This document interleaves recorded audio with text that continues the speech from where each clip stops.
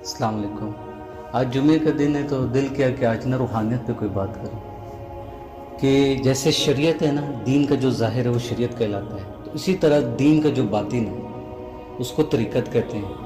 اس کے لیے لوگ صوفیہ کی صحبت اختیار کرتے ہیں۔ تو طریقت کے اندر جو اصطلاحات ہیں ان میں سب سے طاقتور اصطلاح جو ہے، جو صفت ہے،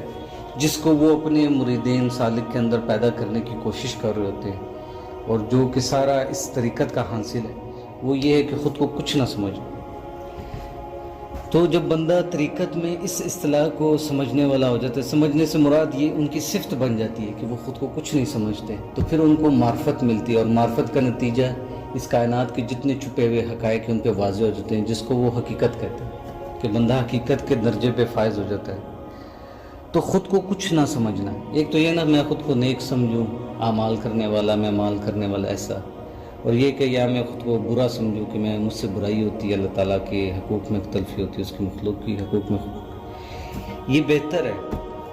کہ خود کو اچھا سمجھنے سے، یہ اس سے بہتر ہے کہ انسان خود کو گناہ گار سمجھے، لیکن اس سے بھی بہت اونچا درجہ ہے کہ انسان خود کو کچھ نہ سمجھے، کچھ بھی نہ سمجھے۔ ظاہر میں تو آپ کھاؤ گے، پیو گے، چلو گے، رہو گے لوگوں کے، انسانوں کے بیچ میں، لیکن جب آپ اکیلے میں، تنہائی میں، آپ کے اندر کی دنیا میں آپ خود کو جب دیکھتے ہو تو آپ خود کو کیا سمجھتے ہو؟ تو جیسے قرآن میں اللہ نے فرمایا نا، کل من علیہ فان، تو اور یہ اللہ خود کو، اپنے آپ کو اس جملے کے اندر فانی کر دیتے ہیں۔ اور وحدت الوجود کے جن کو پتہ ہے کہ وحدت الوجود کا جو فلسفہ ہے وہ کیا ہے، امام ابن عربی نے جو اس کو ان کو بتایا بھی اور سمجھایا بھی اس بات کو، تو حقیقت یہی ہے کہ کل من علیہ فان۔ اور اس لمحے میں جب میں آپ سے بات کر رہا ہوں تو اب بھی یہ بات اتنی ہی حقیقت کے اندر ہے، کل من علیہ فان، جتنی کہ جب یہ آیت اتری تھی، اور اس سے پہلے بھی اور اس کے بعد بھی، لیکن وہ اللہ وقت کے ساتھ سمجھ دے۔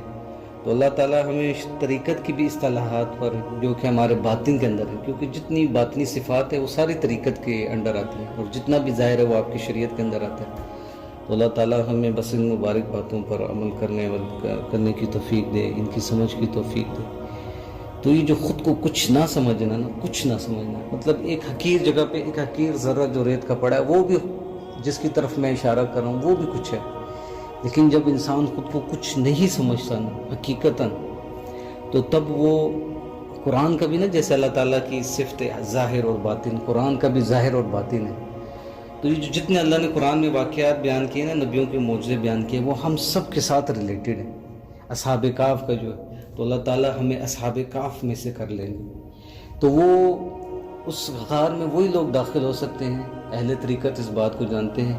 کہ جو خود کو کچھ نہیں سمجھتے، جن کی ایگو ہے ہی نہیں۔ ایک تو ہے نا کہ ایگو، میں بڑا طاقتور ہوں، میں کمزور ہوں، میں نیک ہوں، بد ہوں، جن کی ایگو زیرو ہو جاتی ہے، جس کا بالکل وجود، ایگو کا وجود مٹ جاتا ہے، تو وہ پھر اس اللہ تعالیٰ کے خاص بندوں میں شامل ہوتے ہیں۔ اللہ ہم سب کے لیے